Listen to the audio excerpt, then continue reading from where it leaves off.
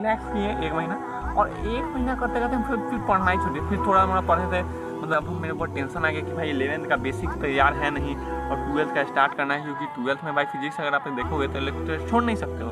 11th अगर छोड़ दोगे तो आपको कुछ समझ में आएगा नहीं, क्योंकि 11th का व्हाट्सअप कैसे हैं आप लोग, आई होप कि आप लोग अच्छे होइएगा।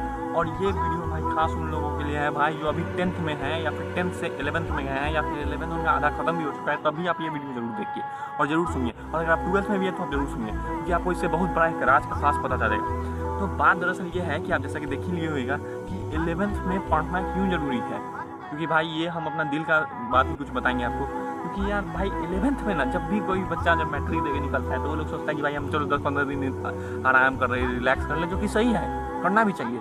मैट्रिक का एग्जाम देके निकलो यार, तो 15-20 दिन या 1 महीना रिलैक्स कर ले तो कोई बड़ा बात नहीं है, बिल्कुल सही बात है। क्योंकि भाई मैट्रिक का बहुत बड़ा एग्जाम होता है, या तो वो भी ठीक ठाक एग्जाम होता है, तो आपको उसके बाद रिलैक्स करना बहुत अच्छा होता है, तो भाई सही है आप रिलैक्स करो। लेकिन उसके बाद रिलैक्सेशन का टाइम बहुत ज़्यादा जब बढ़ा देते हैं ना 5-6 महीना, जैसा कि हम बढ़ा दिए थे। हम जब मैट्रिक करके निकले थे तो मेरे 10th में जो था 85% था, ठीक है ना, मतलब अच्छा खासा परसेंटेज था मेरा, बहुत उस टाइम बहुत अच्छा परसेंटेज आया था, ठीक है।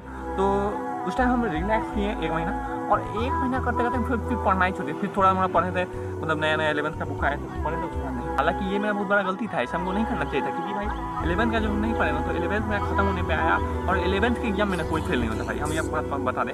9th के और 11th के एग्जाम में कोई फेल नहीं होता। हम 11th के एग्जाम में गए, हम क्या लिख के आए LS कॉलेज में हमको पता नहीं, आज तक पता नहीं हम क्या उल्टा सीधा लिख के आए थे, हमको कुछ नहीं पता, और फिर भी वो लोग हमको पास कर दिया।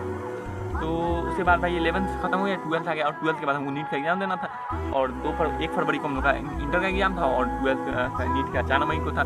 तो भाई अब मेरे ऊपर टेंशन आ गया कि भाई 11th का बेसिक तैयार है नहीं और 12th का स्टार्ट करना है, क्योंकि 12th में भाई फिजिक्स अगर आप देखोगे तो इलेक्ट्रोस्टैटिक्स से स्टार्ट हो जाता है, और मैं बेसिक में हम भाई न्यूटन लॉज ऑफ मोशन तक भी पढ़े थे, मतलब 1D पढ़े थे, यूनिट डायमेंशन पढ़े थे, 1D पढ़े थे, 2D पढ़े थे, NLM पढ़े थे, मतलब न्यूटन लॉज ऑफ मोशन यहाँ पढ़े थे।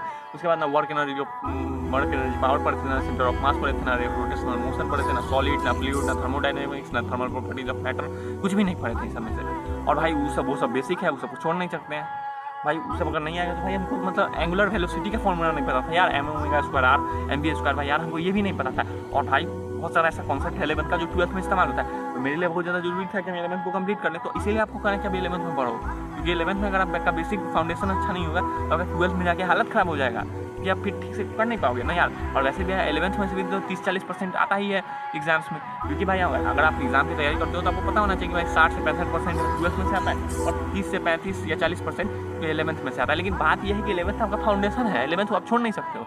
11th अगर छोड़ दोगे तो आपको कुछ समझ में आएगा नहीं, क्योंकि 11th का अगर आप नहीं पढ़ोगे तो वो बेसिक्स अगर आपको आएगा ही नहीं। तो आप सोचो ना यार, कोई इंसान पहले जेईई मेंस देता है, उसके बाद एडवांस देता है, जो लोग मेंस में क्वालिफाई नहीं किया वो एडवांस घंटा देगा। मतलब क्या हुआ कि यार बिल्डिंग बनाने से पहले ना बेस बनाया जाता है, बेस बनाने के बाद ही ना बिल्डिंग को खड़ा किया जाता है। तो अगर आपका यार बेस ही अच्छा नहीं तो आप कहाँ से भाई बिल्डिंग बना दोगे, और अगर बिल्डिंग बना भी दोगे तो वो बिल्डिंग बहुत जल्दी गिर जाएगा। मतलब आप बात समझ रहे हो। तो मेरे लिए बहुत ज़रूरी हो गया था कि भाई हम 11th के साथ 12th भी कंप्लीट करें, और भाई फिर हम मेहनत करना स्टार्ट किया, और मेरा ज़िंदगी जो झंड हुआ भाई हम क्या बताएं। इसीलिए लोग कहता ना कि धीरे धीरे चलो लेकिन निरंतरता के साथ चलो, ताकि भाई फिर ज़्यादा मुश्किल हो। और उसके बाद जब भाई हम स्टार्ट किए तो भाई मेरा इतना हालत ख़राब था भाई, हम कैसे कैसे करके कंप्लीट किया हम लोग को बता नहीं सकते हैं। 5-6 महीने की कड़ी मेहनत के बाद, 5-6 महीने की कड़ी मेहनत के बाद भाई जाके मेरा 11th का सिलेबस कंप्लीट हुआ। 5-6 महीना मेहनतें करना थे, क्योंकि बायोलॉजी भी उतना ज़्यादा पढ़े नहीं थे, बस 2 होता चैप्टर पढ़े थे, वो लिविंग वर्ड पढ़े थे, वो बायोलॉजिकल क्लासिफिकेशन पढ़े थे, उसके बाद कोई चैप्टर ही नहीं पढ़ते हम। तो भाई 5-6 महीने की कई मेहनत के बाद भाई मेरा जाके 11th कंप्लीट हुआ, और उसके बाद हम 12th स्टार्ट किया। ऐसा नहीं है कि मतलब उस टाइम तक हम 12th हल्का हल्का कर रहे थे, लेकिन 11th का हम बहुत ज़्यादा मतलब फोकस कर रहे थे, क्योंकि 11th में कंप्लीट ही नहीं था, क्योंकि ऑनलाइन हम बैच लिए हुए थे PW का, इस वजह से हमको बैच मिल गया था, तो थोड़ा आराम से कर रहे थे। लेकिन भाई बहुत ज़्यादा हालत ख़राब था, मतलब हम ना बाहर कहीं जाते थे ना मिलते थे किसी से, भाई कंप्लीट करते करते मेरा हालत ख़राब हो गया था। हालांकि इंटर के एग्जाम में हमको वो 11th का नहीं पूछता, लेकिन भाई नीट के एग्जाम में तो पूछता है ना। और भाई 12th का चीज़ समझने के लिए बहुत ज़रूरी था भाई कि हम 11th का कंप्लीट करें, तो इसलिए बहुत ज़्यादा जरूरी और बहुत ही ज़्यादा इंपॉर्टेंट हो जाता है कि आप 11th का कंप्लीट करो। तो जो भाई भी 11th अपना बर्बाद कर चुके हैं या फिर अपना 11th में अभी हैं, तो 11th में जो है उनके लिए हम आप सब करना चाहेंगे कि यार आप 11th में यार ठीक से कम बेसिक से स्ट्रॉन्ग कर लो। अगर आप 11th में 3 से 4 घंटा भी डेली पढ़ोगे ना यार, तो काफ़ी कुछ अच्छा से हो जाएगा। लेकिन अगर यार आप 11th में पढ़ते ही नहीं हो तो आपका भी वही हाल होगा जो मेरा हुआ था, और मेरा हाल हुआ था वो हम नहीं चाहेंगे कि आपका हो, क्योंकि यार बहुत ज़्यादा प्रॉब्लम क्रिएट हो जाता है यार, बहुत ज़्यादा प्रॉब्लम क्रिएट हो जाता है। तो भाई आप ऐसा नहीं करो। और 12th में अगर हो भाई तो फटाफट आप यार वन शॉट देखो, बेसिक रिवीजन करो, कुछ भी करो, लेकिन भाई बेसिक्स को अपने कंप्लीट करो, उसके बाद 12th को पढ़ने जाओ। जो लोग भी बिना 11th कंप्लीट किए हुए 12th को पढ़ने जाते हैं ना, उनके साथ बहुत बुरा हो जाता है, क्योंकि बीच बीच में उनको समझ में ही नहीं आता है। क्योंकि देखो यार, आप अगर इलेक्ट्रोस्टैटिक्स का ही बात करते हैं हम लोग, फिजिक्स का ही फर्स्ट चैप्टर का बात करें, इलेक्ट्रोस्टैटिक्स का, चार्जेज का, मतलब फर्स्ट चैप्टर जो है उसमें आता है कि वो सुपरपोजिशन थ्योरम, वहाँ उसका कॉन्सेप्ट ना ग्रेविटेशन से इस्तेमाल होता है। ग्रेविटेशन में भी है कि भाई अगर एक फोर्स दूसरे पे, एक ऑब्जेक्ट दूसरे ऑब्जेक्ट के ऊपर फोर्स लगा रहा है, दूसरा ऑब्जेक्ट तीसरे ऑब्जेक्ट के ऊपर फोर्स लगा रहा है, तो भाई उन दोनों के रिलेशन के साथ कोई फर्क नहीं पड़ेगा। मतलब ये ग्रेविटेशन से लिंक्ड है इलेक्ट्रोस्टैटिक्स। बहुत सारा चीज़ ऐसा होता है जो लिंक्ड होता है ना। और जैसे आप मैग्नेटिज्म इन मैटर और इलेक्ट्रोस्टैटिक देखोगे तो भाई दोनों बहुत ही ज़्यादा लिंक है, ठीक है। तो आपको हम बता दें यार कि मतलब आपका बहुत ज़रूरी है कि आपका बेसिक्स स्ट्रांग हो, तो ये आपका कल्याण है, नहीं तो भाई बहुत परेशानी हो जाएगा।